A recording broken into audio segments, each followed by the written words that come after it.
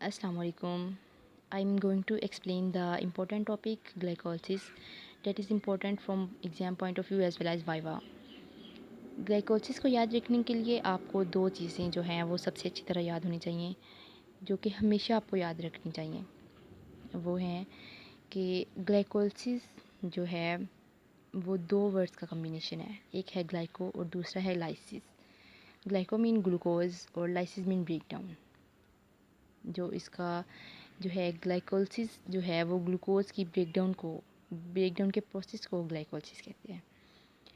उसके बाद अगर फॉस्फेट ग्रुप जो है वो किसी कार्बन के साथ आके अटैच हो रहा है या रिमूव हो रहा है तो उसके लिए काइनेज एंजाइम का हम यूज़ करेंगे। और अगर फॉस्फेट ग्रुप ट्रांसफ़र हो रहा है एक कार्बन से दूसरे कार्बन में तो उसके लिए हम म्यूटेस या आइसोमेरेज एंजाइम का यूज़ करेंगे। सबसे पहला जो स्टेप है उसमें ग्लूकोज जो है वो ग्लूकोज 6 फॉस्फेट में कन्वर्ट होता है और एक एटीपी का मॉलिक्यूल यूज़ होता है। एटीपी का मॉलिक्यूल जो है वो एडीपी और इनऑर्गेनिक फॉस्फेट में कन्वर्ट होता है और ये इनऑर्गेनिक फॉस्फेट जो हमारे पास आया है ये ग्लूकोज के 6th कार्बन के साथ जाके अटैच हो जाता है तो वो ग्लूकोज 6 फॉस्फेट बन जाता है। इस दौरान हेक्सोकाइनेज एंजाइम यूज़ होता है क्योंकि जो फॉस्फेट का मॉलिक्यूल है वो कार्बन के साथ आगे अटैच हो रहा है। ग्लूकोज 6 फॉस्फेट आगे फ्रुक्टोज 6 फॉस्फेट में कन्वर्ट होता है और fructose 6 phosphate fructose 1,6 bis phosphate में और एक एटीपी का मॉलिक्यूल फिर यूज़ होता है। यहाँ पे फ्रुक्टोज 1,6 बिस फॉस्फेट बनाने के लिए एक और फॉस्फेट ग्रुप की ज़रूरत है तो वो एटीपी टूटेगा और एक इनऑर्गेनिक फॉस्फेट जो है वो कार्बन 1 पे आके अटैच हो जाएगा।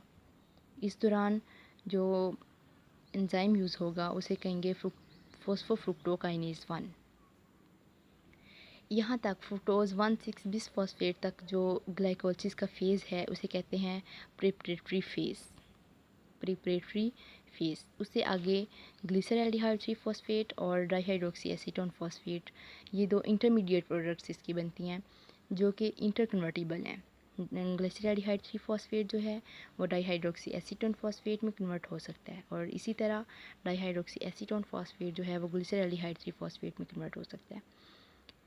और यहाँ पे जो एंजाइम है वो यूज़ होता है फ्रुक्टोज 1,6 बिस फॉस्फेटेज।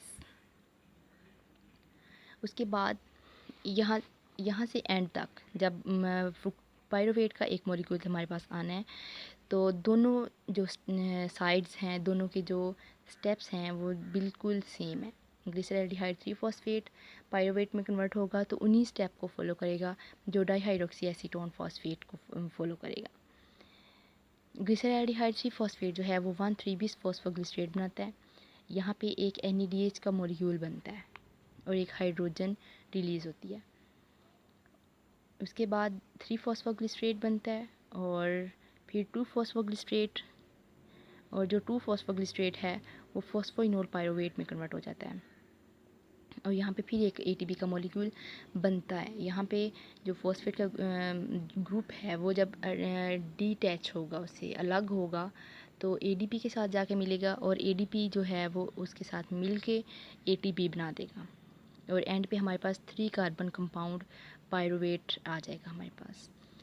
इसी तरह दूसरी साइड पे भी डाईहाइड्रोक्सी एसीटोन फॉस्फेट जो है वो 1,3 बिस फॉस्फोग्लिसरेट बनाता है। फिर वो कन्वर्ट होता है 3 फॉस्फोग्लिसरेट में, फिर 2 फॉस्फोग्लिसरेट में और जो है फॉस्फोइनोल पायरोवेट वो कन्वर्ट होता है पायरोवेट में और फिर एक ATP का मॉलिक्यूल बनता है।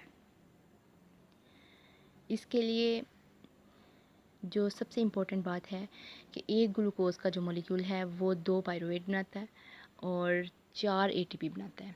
2 ATP जो हैं वो प्रिपरेटरी फेज़ में यूज़ हो जाते हैं और ग्लिसरैल्डिहाइड 3 फॉस्फेट से नीचे तक जो फेज़ है इसका वो ऑक्सीडेटिव फेज़ है और इसमें 4 ATP के मॉलिक्यूल बनते हैं। जो 2 ATP प्रिपरेटरी फेज़ में यूज़ हो जाते हैं और 2 हमारे पास नेट प्रोडक्शन आ जाती है उनकी और 2 NADH जो हैं वो बनते हैं और एक ग्लूकोज के मॉलिक्यूल से 2 ही पायरोवेट मॉलिक्यूल्स बनते हैं।